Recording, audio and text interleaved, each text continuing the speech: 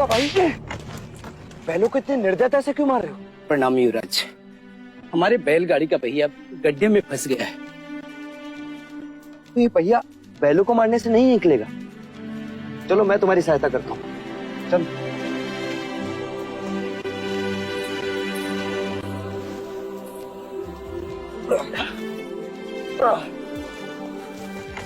रुक जाइए युवराज, ये आप क्या कर रहे हैं?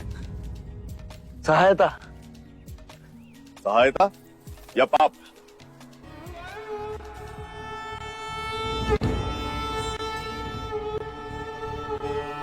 पाप?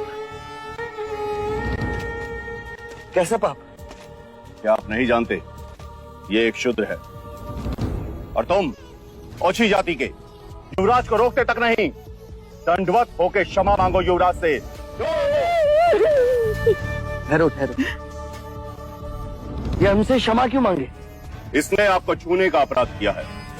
इसने मुझे नहीं, मैंने इसे छुआ। क्षमा युवराज, पहले इसने इस ब्राह्मण मार्ग में आने का अपराध किया है।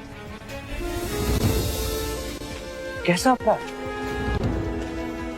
ये मार्ग सबके लिए है। ये सृष्टि, ये जल, वायु, मिट्टी, ये ईश्वर का अपराधी है और इसे दंड मिलना चाहिए। उसी ईश्वर ने इसे बनाया है जिसने तुमको, और यदि ये ईश्वर का अपराधी है तो इसे ईश्वर ही दंडित करेगा। तुम होते कौन हो इसे दंडित करने वाले? तुम केवल ब्राह्मण, अधिकारी नहीं, अधिकारी ईश्वर है। मत भूलो युवराज, हम इस सृष्टि पर ईश्वर का प्रतीक हैं, इस धरती पर भगवान का रूप हैं। केवल हम वेदांती पूजा पाठ कर्म से पुण्य के अधिकारी हैं, पुण्य के। यदि ये सत्य है तो कर लेते हैं तुम में और इसमें तुलना। इस मनुष्य ने अपने खून पसीने से इस मिट्टी को सींचा है, फल फूल उगाए। क्या तुम्हारे वेदांत इन्हें मुरझाने से रोक सकते हैं? क्या तुम इस धरती पर भगवान का प्रतीक, इस फंसे हुए पहिए को बिना हाथ लगाए निकाल सकते हो? आप हमारा अपमान कर रहे हैं युवराज। अपमान तो आप इस मनुष्य का कर रहे हैं। मत भूलिए युवराज, आप धर्म पर विवाद कर रहे हैं, धर्म पर। मैं मनुष्यता को बचा रहा हूं विप्र।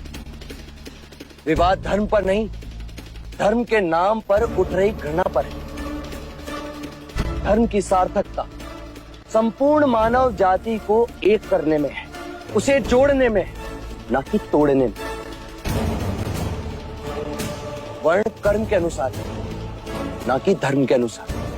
धर्म सबसे श्रेष्ठ है युवराज, सबसे श्रेष्ठ, जो मनुष्य को अपनी मर्यादाओं से परिचय करवाता है, परिचय करवाता है। उस धर्म को बनाया किसने? मनुष्य ने। हम कहते हैं कि हम सब मनु की संतान, ब्रह्मा के वंशज। क्या कभी आपने शंकर की जाति को पूछा है? कभी आपने ब्रह्मा के गोत्र को पूछा है? या कभी विष्णु के वर्ण को पूछा है? जब हम एक मनु की संतान हैं, तो ये भी उतना ही ब्राह्मण है जितना कि तुम, और यदि नहीं तो तुम भी उतने ही शूद्र हो जितना कि ये।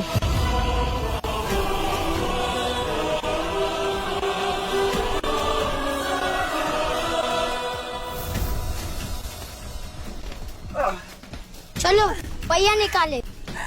तो फिर लगाओ जोर।